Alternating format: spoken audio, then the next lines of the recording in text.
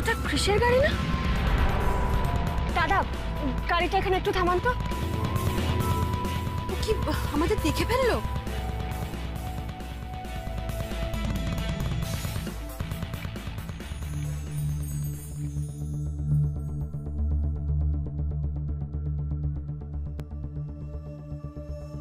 কি পুজো দেওয়া হয়ে গেল বুঝি?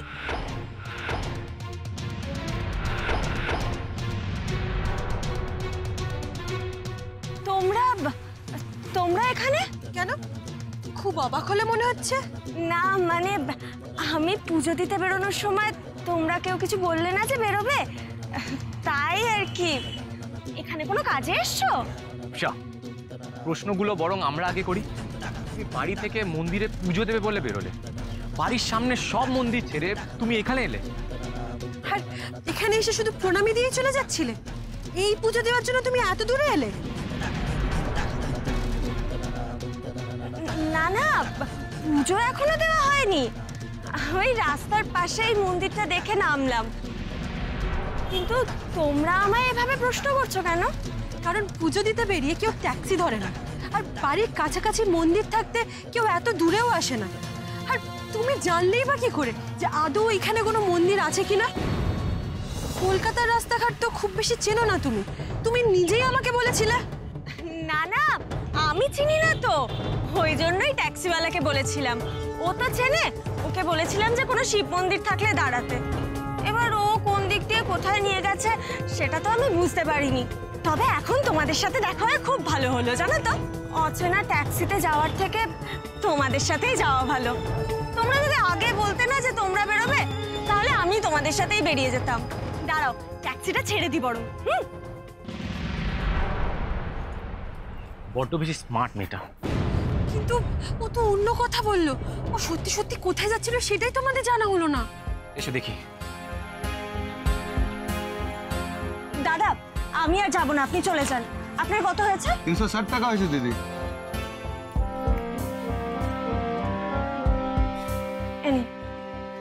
খুচরো তো নেই দিদি।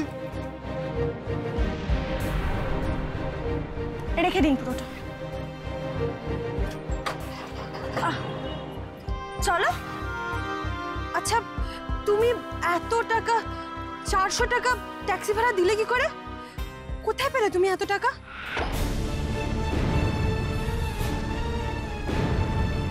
কি হলো বলো? তোমার কাছে এত টাকা কোত্থেকে এলো? তুমি আমাদের বাড়িতে খালি হাতে এসেছিলে।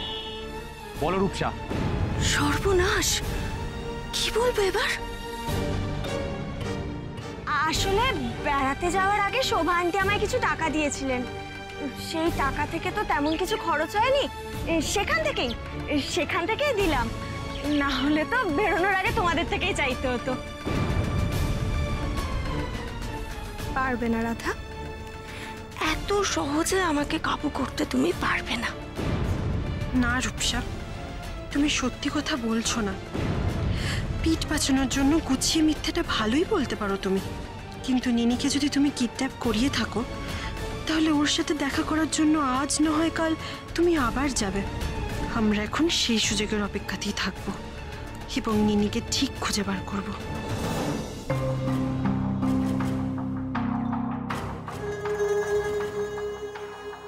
আচ্ছা, আপনি যারা, আপনি আমার জন্য অপেক্ষা করছেন? ইয়েস, আই জারা আর এসবি গার্মেন্টসের পার্টনার। একটা কথা আসলে জানার ছিল, আমরা এত ভালো প্রেজেন্টেশন দিলাম, এত লো রেট কোট করলাম, তা সত্ত্বেও আমরা ডিলটা ক্র্যাক করতে পারলাম না, অন্য কেউ করলো। দেখুন ম্যাডাম, এটা একদম কনফিডেন্সিয়াল ম্যাটার। তবে আরএস এন্টারপ্রাইজ খুব লো রেটে কোটেশন দিয়েছে। ওদের প্রেজেন্টেশনও ভালো ছিল, এতটুকুই বলতে পারি। স্টিল এসবি গার্মেন্টস এত দিন ধরে মার্কেটে আছে, এত গুডউইল, আর ডিলটা আমরা ক্র্যাক করলাম না, অন্য বেনামি কোম্পানি এসে ক্র্যাক করে ফেললো। না না, অনামি কোম্পানি কেন হবে? দেখুন, এসবি গার্মেন্টস যেরকম বিদেশে ব্যবসা করে ভারতবর্ষে এসেছেন, আরএস এন্টারপ্রাইজও তেমনি একজন অনাবাসী ভারতীয় কোম্পানি। I C. আচ্ছা, আরেকটা লাস্ট ইনফরমেশন। ম্যাডাম, এর থেকে বেশি কিছু বলা যাবে না। বুঝতেই পারছেন এটা একটা অনৈতিক ব্যাপার। হ্যাঁ হ্যাঁ, বুঝতে তো পারছি। আসলে আরএস এন্টারপ্রাইজের ওনারের নামটা? ওনার নাম রণজয় সান্যাল। রণজয় সান্যাল। কে এই রণজয় সান্যাল যে এসবি কামান্সকে মাত দিয়ে দিল? এটা তো জানতেই হবে আমার। কাকুন, এই নাও, একটু খেয়ে নাও, নইলে কিন্তু শরীর খারাপ হবে। ছোট কাকি প্লিজ জোর করো না। আচ্ছা একটুখানি খাও। খাবো, তার আগে আমায় বলো তো আমার মেয়েটা খেয়েছে কিনা।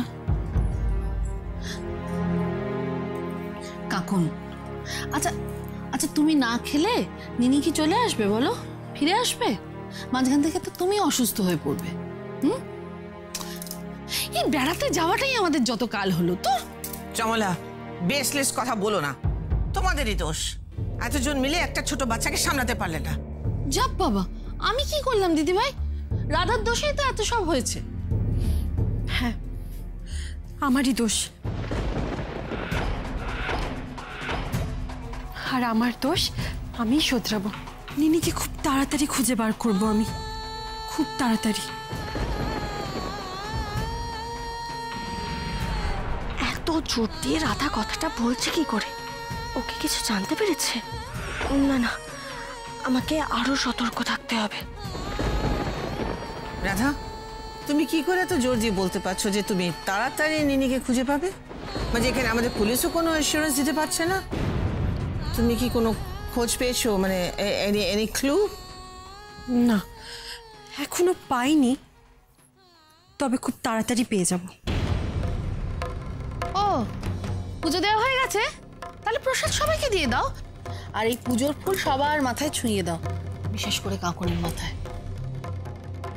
আরে দাও, প্রসাদ দাও।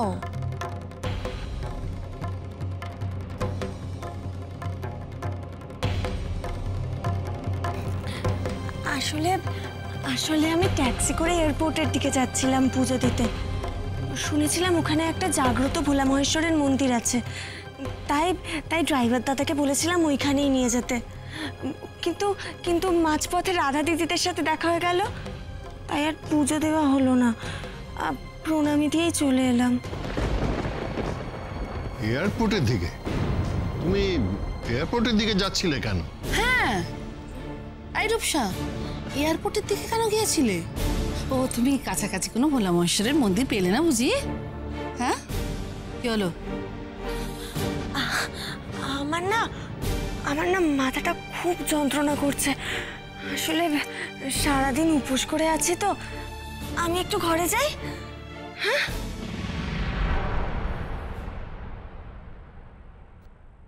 ক্রিশ, রাধা, তোমরা ওকে ফলো করে কিছু জানতে পারলে? ও এয়ারপোর্টের দিকে কেন পুজো দিতে যাচ্ছিল সেটা এখনো আমাদের কাছে পরিষ্কার হয়নি।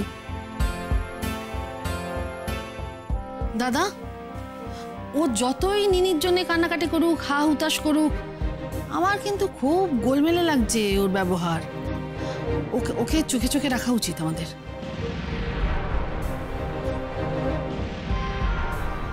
যারা এই কিডন্যাপিং এর বিষয়টা খুবই কমপ্লিকেট করে দিয়েছে। যারা কি আমাকে আদৌ সত্যি কথা বলছে? কি ঘুরছে ওর মাথার মধ্যে? হ্যাঁ,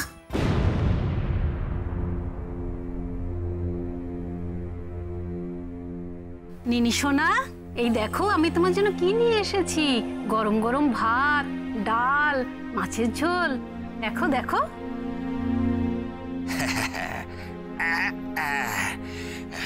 বুঝলেন স্যার, 70 টাকা করে মিল। হ্যাঁ ঠিক আছে, কোনো অসুবিধা নেই।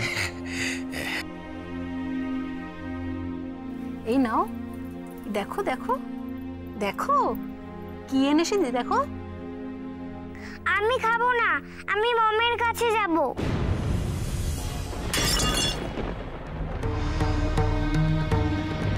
নিনি, কি কি কি করলেটা কি এটা তুমি?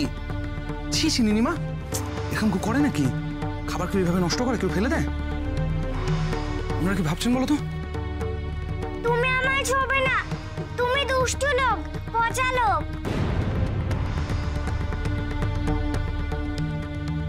আসলে বুঝতেই পারছেন নিশ্চয়ই আপনারা, ওর মা আসলে খুব অসুস্থ, তো তাই এয়ারপোর্টের কাছে বাড়ি ভাড়া করে রয়েছি যাতে নিয়মিত যেতে পারি নার্সিংহোমে। নার্সিংহোমটা পাশেই। মাকে দেখতে পাচ্ছে না তো, একদম বিরক্ত হয়ে আছে আর কি। সে তো বুঝতেই পারছি, ওইটুকু মেয়ের শরীরে এত জেদ, খাবার দাবার এইভাবে ছুঁড়ে ফেলে। হ্যাঁ, আমাদের আশকারাতে হয়েছে জানেন তো, এটা আমাদেরই দোষ, মানে আমরা ঠিকঠাকভাবে ওকে শেখাতে পারিনি এখনো। তারপর ওর মা অসুস্থ, তো ওইটার জন্য আরও। আপনারা দাঁড়িয়েছেন কেন? বেলা হয়ে গেছে তো অনেক, আপনারা তো খাওয়া দাওয়া করবেন। আপনারা যান, দাঁড়িয়ে আর সময় নষ্ট করবেন না প্লিজ আমাদের জন্য। হ্যাঁ হ্যাঁ, চল চল। আন্টি, আন্টি তোমরা আমাকে মামের কাছে নিয়ে যাবে, তাহলে আমি সব ভাত খেয়ে নেব। এরকম কেন করছো মা তুমি? ওনারা মায়ের কাছে কি করে তোমাকে নিয়ে যাবেন? আমি তো তোমায় বললাম, আমি তো তোমায় কথা দিলাম যে আমি তোমায় বিকেলবেলা নিয়ে যাবো ভিজিটিং আওয়ার্সে। হ্যাঁ, এরকম দুষ্টুমি কেউ। এখন ওরা দাঁড়িয়ে আছেন এখনো। আপনারা আসুন তাহলে, আর বেলা বাড়াবেন না। আমি খুবই দুঃখিত এই গোটা ঘটনাটার জন্য আর কি। হ্যাঁ হ্যাঁ, আমি খাবো না, খাবো না, খাবো না। নিনি তুমি এরকম কেন করছো? বাবার কথা শুনতে হয় তো নিনি, তাই না? বাবার কথা শুনতে হয় তো। তুমি আমার বাবা নও, তুমি দুষ্টু লোক, তুমি পচা লোক, তুমি ছেলে ধরা। কি কি বললো আপনার মেয়ে? আপনি ওর বাবা নন, ছেলে ধরা? আপনাকে তো বললাম, বাচ্চা মানুষ কি বলতে কি বলে ফেলছে। ওর কথায় কান দেওয়ার প্রয়োজন নেই। বাচ্চা বলেই তো সন্দেহটা হচ্ছে। বাচ্চারা তো জানি সবসময় সত্যি কথাই বলে। এই শুনুন, এই আপনার জন্য আমরা আবার কোনো ঝামেলায় ফেসে যাব না তো?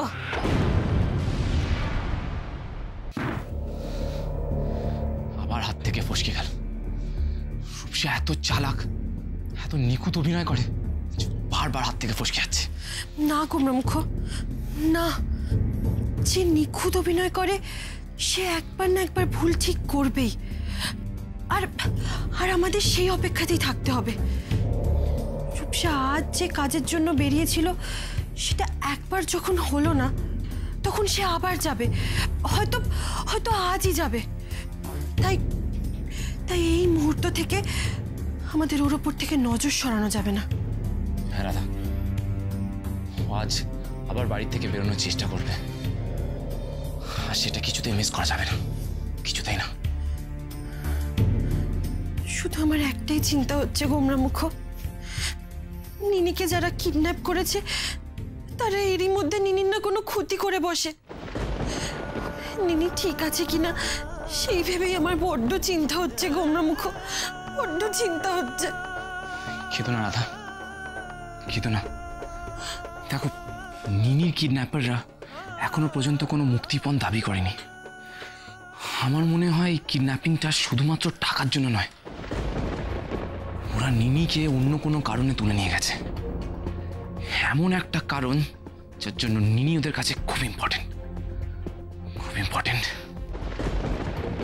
তাই যেন হয় গণেশ দাদা, তাই যেন হয়। তুমি নিনির রক্ষা করো গণেশ দাদা, নিনির যেন কোনো ক্ষতি না হয়, কোনো ক্ষতি না হয়।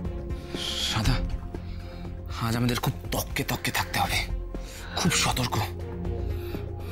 আজ আমরা রূপসাকে ধরবই, ধরবই। কাকুন এরম করো না প্লিজ, বেবি এরম করো না। দেখো, আমরা সব রকমের চেষ্টা করছি। আমরা পুলিশ কমিশনারকে অ্যাপ্রোচ করেছি, উনি আমাদের হেল্প করছেন। স্পেশাল একটা পুলিশ ফোর্স উনি অ্যাপয়েন্ট করেছেন। ওরা তো 24 ঘন্টা রিনিকে খোঁজার চেষ্টা করছেন। আমরা ইনফ্যাক্ট একটা প্রাইভেট ডিটেকটিভ আমরা অ্যাপয়েন্ট করেছি। আমরা পেয়ে যাবো, আমরা নিনিকে খুব শিগগিরই পেয়ে যাবো। হ্যাঁ, তুমি এরম করো না বাবা প্লিজ। মম, তুমি বুঝতে পারছো না, আমার আর এইসব শুনতে ভালো লাগছে না। নিনিকে খোঁজার জন্য তোমরা কি কি করছো আমি জানতে চাই না, আমি শুধু আমার মেয়েকে চাই। আমি জানি, আমি তোমার কষ্টটা বুঝতে পারছি। পারছো না মা, তুমি যদি আমার কষ্ট বুঝতে পারতে সেটা অনেক বছর আগেই বুঝে যেত। এত বছর আগে যখন তুমি একটা মেয়ের কষ্ট বোঝোনি, তখন আজ একটা মায়ের কষ্ট বুঝবে কি করে? তুমি এভাবে আমার সঙ্গে কথা বলবে না কাকন। আমারই ভুল হয়েছে তোমার কাছে এসে কথা বলাটা। শুনটা ছাড়ো না দিদি ভাই, কাকনের এখন মাথার ঠিক নেই, ওর কথা তুমি ধরো না। কেন ধরবো না? কেন ধরবো না ওর কথা? আমি নিনি আমার কেউ হয় না? আমি এত চেষ্টা করছি আমার নিনিকে খুঁজে বার করা, আর এইভাবে কথা বলছো আমার সঙ্গে।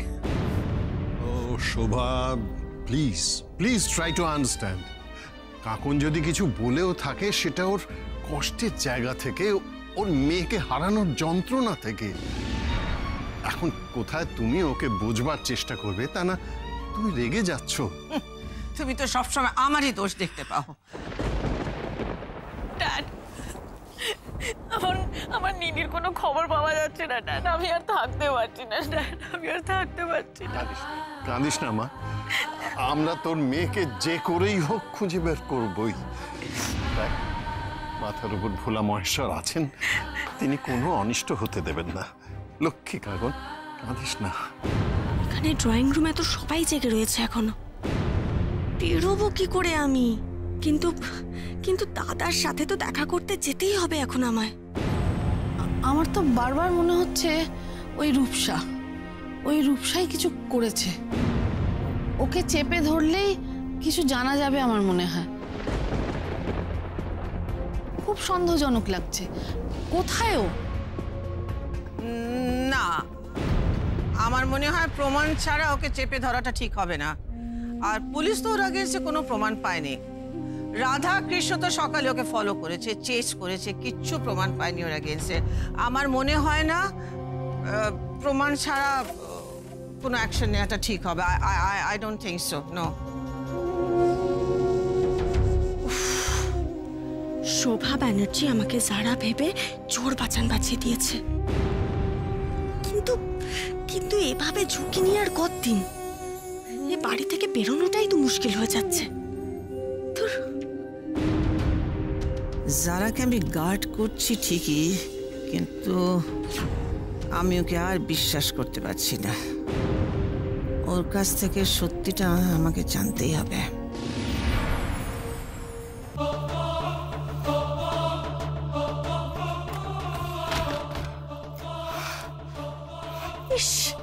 সেই কোন সকালে দাদা আমাকে যেতে বললো, আর এই রাধাকৃষ্ণের চক্করে আমার বাড়ি থেকে বেরোনোই হলো না। নিনিটা হয়তো এখনো কিচ্ছু মুখে তোলেনি। এইভাবে চললে যে নিনি অসুস্থ হয়ে পড়বে। নিনি আমার কথাটা শোনো মা, আমার কথাটা শোনো মা। কাঁদে না মা, কাঁদে না নিনি, কাঁদে না নিনি। নিনি নিনি নিনি মা, আমার কাঁদে না মা।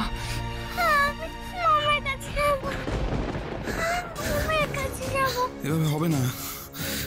রূপসাকে ছাড়া আমি ওকে সামলাতে পারবো না। রূপসা কোথায়?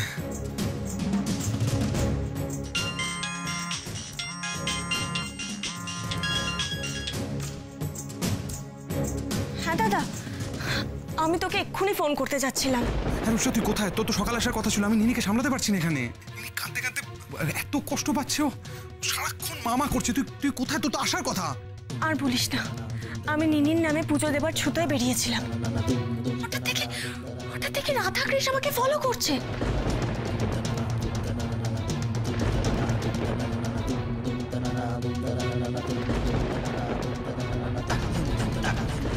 পুজো দেওয়া হয়ে গেল বুঝি? আমি সবকিছু বুঝতে পারছি, আমি তো সমস্ত কথা বুঝতে পারছি, কিন্তু তোকে আসতেই হবে। যেভাবে ওকে আসতে হবে। আমার মেয়েটা অসুস্থ হয়ে পড়ছে, নিনি অসুস্থ হয়ে পড়ছে। রূপসা, তোকে আসতে হবে, বুঝতে পারলি? তোকে যেভাবে ওকে আসতে হবে। হ্যাঁ পাচ্ছি, ঠিক আছে। তুই ফোনটা রাখ, আমি চেষ্টা করছি। হ্যাঁ ঠিক আছে, তুই রেডি হয়ে আমি গাড়ি পাঠাচ্ছি, এক্ষুনি গাড়ি পাঠাচ্ছি আমি।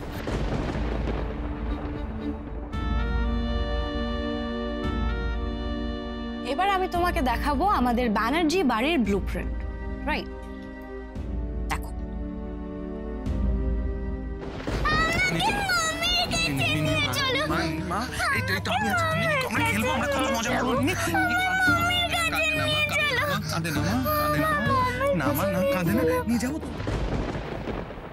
সারা আমায় যে বাড়ির ম্যাপটা দেখিয়েছিল, তাতে তো একটা পেছনের দরজা আছে। হ্যাঁ, আমাকে বাড়ির সকলের স্পেশালি রাধার কৃষ্ণের চোখে ফাঁকি দিয়ে বেরোতে গেলে ওই পেছনের দরজাটা দিয়ে বেরোতে হবে।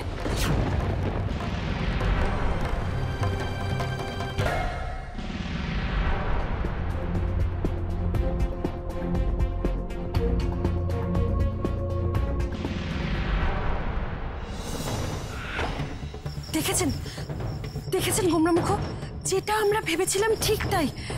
রূপসা শুধু রাত হওয়ার অপেক্ষায় ছিল। ভাগ্যিস আমরা ওকে চোখে চোখে রেখেছিলাম। আমি বুঝতে পারছি না রাধা, রূপসা আমাদের বাড়ির পেছনের এই দরজাটার কথা জানলো কি করে? আই মিন, ও তো এই কয়েকদিন হয়েছে আমাদের বাড়িতে এসেছে, আমাদের বাড়ির সবটা এত ভালো করে চিনলো কি করে? সেটাই আমিও ভাবছি। রূপসা এই কদিনে আমাদের বাড়ির পেছনের দরজার রাস্তাটা জানলো কি করে? এটা একমাত্র বাড়ির কোনো সদস্য বা আমাদের বাড়িটা যে খুব ভালো করে চেনে সেই ওকে বলতে পারবে। কার থেকে জানলো?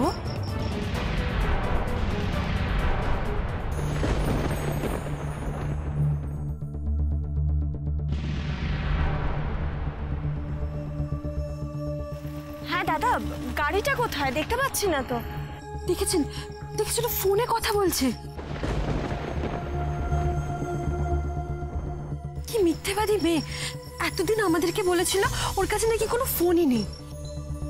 রাধা, আমি বলেছিলাম না ও ঠিক কারোর না কারোর সাথে যোগাযোগ রেখে কাজটা করছে।